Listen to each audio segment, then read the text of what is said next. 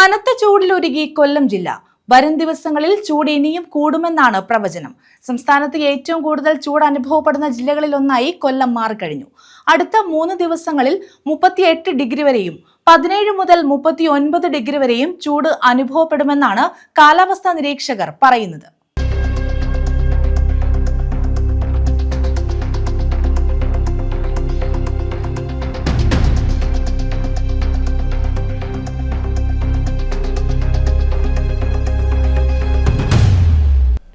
വായുവിലെ ഈർപ്പവും ചൂടും ഒരുമിച്ച് വരുന്നതിനാൽ യഥാർത്ഥ താപനിലയേക്കാൾ 5 മുതൽ 7 വരെ ഡിഗ്രി സെൽഷ്യസ് വരെ കൂടിയ ചൂടാണ് അനുഭവപ്പെടുന്നത്.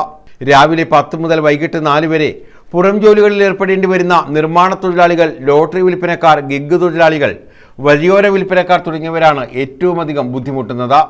ചൂട് കൂടുതലാണെങ്കിലും അൾട്രാവയലറ്റ് സൂചികയിൽ കൊല്ലം ജില്ലയിൽ നിലവിൽ കുറവുണ്ടായിട്ടുണ്ട്. അപകടാവസ്ഥയിലുള്ള ഓറഞ്ച് അലർട്ട് പട്ടികയിൽ നിന്ന് യെല്ലോ അലർട്ടിലേക്ക് ജില്ല മാറി. എങ്കിലും ജാഗ്രത അനിവാര്യമാണ്. UV ഇൻഡെക്സിൽ 8-ൽ നിന്ന് 7-ലേക്കാണ് കുറഞ്ഞത്. സൂര്യപ്രകാശത്തിനൊപ്പം ഭൂമിയിൽ പതിക്കുന്ന അൾട്രാവയലറ്റ് വികിരണങ്ങളുടെ അളവാണ് ഈ സൂചിക. തുടർച്ചയായി കൂടുതൽ സമയം അൾട്രാവയലറ്റ് രശ്മികൾ ശരീരത്തിലേൽക്കുന്നത് സൂര്യാതപത്തിനും ത്വക്ക് രോഗങ്ങൾക്കും നേത്രരോഗങ്ങൾക്കും മറ്റ് ആരോഗ്യ പ്രശ്നങ്ങൾക്കും കാരണമാകും. വെയിൽ കനത്തതോടെ ചൂടുമായി ബന്ധപ്പെട്ട് വ്യാജ പ്രചാരണങ്ങളും സമൂഹ മാധ്യമങ്ങളിൽ വ്യാപകമാണ്. ഏപ്രിൽ 29 മുതൽ മെയ് 12 വരെ താപനില 45 ഡിഗ്രി മുതൽ 55 ഡിഗ്രി വരെ ഉയരുമെന്നും തുറസായ സ്ഥലങ്ങളിൽ നിൽക്കരുതെന്നുമുള്ള വാട്സാപ്പ് സന്ദേശമാണ് പ്രചരിക്കുന്നത്. കേരളത്തിൽ താപനില 54 ഡിഗ്രിയാകുമെന്ന് ഇതുവരെയും കേന്ദ്ര സംസ്ഥാന കാലാവസ്ഥാ വകുപ്പുകൾ പ്രവചിച്ചിട്ടില്ല. ഇത്തരം വ്യാജ പ്രചാരണങ്ങൾക്കെതിരെ നടപടിയെടുക്കാൻ ബന്ധപ്പെട്ടവർ തയ്യാറായിട്ടുണ്ട്. സംസ്ഥാനത്ത് തന്നെ ചൂടിൽ ഏറ്റവും മുന്നിൽ നിൽക്കുന്നത് കൊല്ലം ജില്ലയിലെ പുനലൂരാണ്. ഭൂമിശാസ്ത്രപരമായ കാരണങ്ങളാണ് പുനലൂരിനെ കനലാക്കി നിലനിർത്തുന്നത്.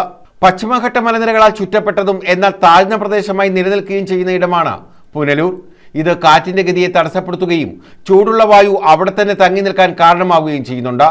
മലനിരകൾക്ക് താരതമ്യേന ഉയരം കുറവായതിനാൽ ആര്യങ്കാവിലൂടെ തമിഴ്നാട്ടിലെ കാറ്റ് കടന്നു വരുന്നതും തീരപ്രദേശത്ത് നിന്ന് അകന്നു നിൽക്കുന്നതിനാൽ തണുത്ത കടൽക്കാറ്റ് ഇവിടേക്ക് എത്താത്തതും താപനില ഉയരാൻ ഇടയാക്കുന്നു.